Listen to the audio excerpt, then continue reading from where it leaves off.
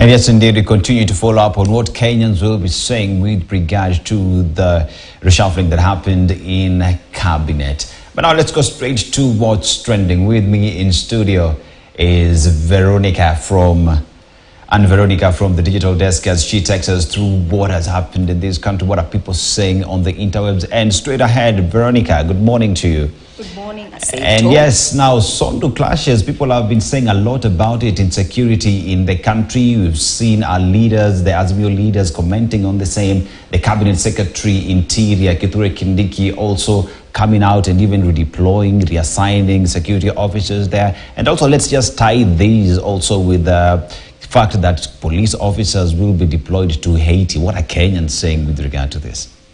I know you have seen about the Sondu clashes from our news story. Now, these clashes started on Wednesday. They escalated after a gang came from Kericho to the Sondu market, started attacking people around and in the market. This incident has elicited a lot of reactions from Kenyans and other political leaders. Political leaders are, for example, Aaron Cheriot, the leader of majority in the Senate, came out to say that police officers around the area should be transferred because they failed to prevent the incident from happening. And actually, Kindiki also said the same thing, and he has assured citizens that some of these officers, local police officers who are leaders and others, have been transferred and replaced with new ones. He also said that the security is going to be beefed up, and a lot has been happening in that area so far. The Azimio leaders actually came out to condemn the whole incident, saying that Kindiki should actually be summoned because of the incident, and he should explain in front of like a panel whatever happened. And now netizens are actually very worried about the issue. They are saying that political leaders in the area should just should manage their supporters so that this situation does not get worse. They are also questioning along the Azimio leaders. They were questioning the deployment of officers, 1,000 police officers to Haiti to bring security to the area. Yet in our local land, a lot is happening due to insecurity, and some of the netizens are supporting that, saying that these police officers should not be taken to Haiti. Instead, they should be used here in Kenya, and peace should prevail. And also, they are asking about the security of the president. He's supposed to tour the area. Like today, he has a 4-day tour to Nyanza County, which is supposed to start today. And if he's going to go there with all the insecurity, what is going to happen to him, and how fast can leaders in the area, as long as police officers in the area, bring peace and suppress the chaos in the area? They are also saying that, these are the netizens, they are also saying that Kome should have handled this chaos the way he handles demonstrations, because you can see that the moment people come out to demonstrate, officers are there with this pressurized water. Is it pressurized water? That one, with tear gas and everything to just suppress the chaos. But when it comes to Sondu, he did not do the same, but they are saying that he should actually do the same.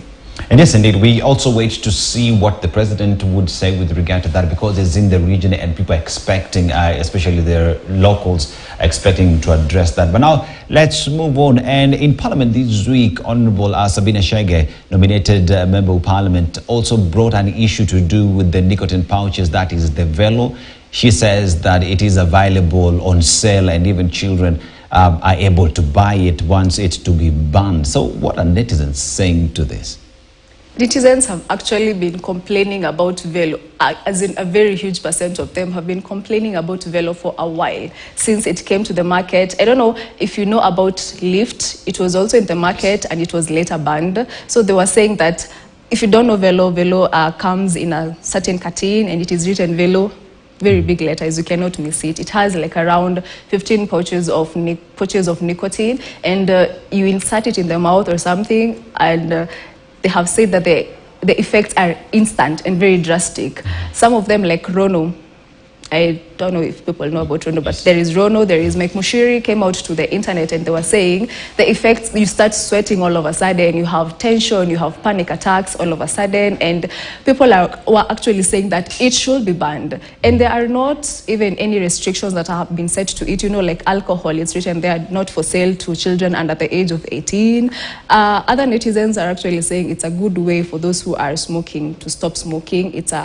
But they are highly addictive. And now this issue got to Sabina Chege, and she went to she went in front of the members of parliament and asking the health cabinet secretary Susan Akumincha of what she's doing about it, who actually manufactures this Velo. She was asking that, who manufactures the Velo and what is in this Velo that makes people complain about it.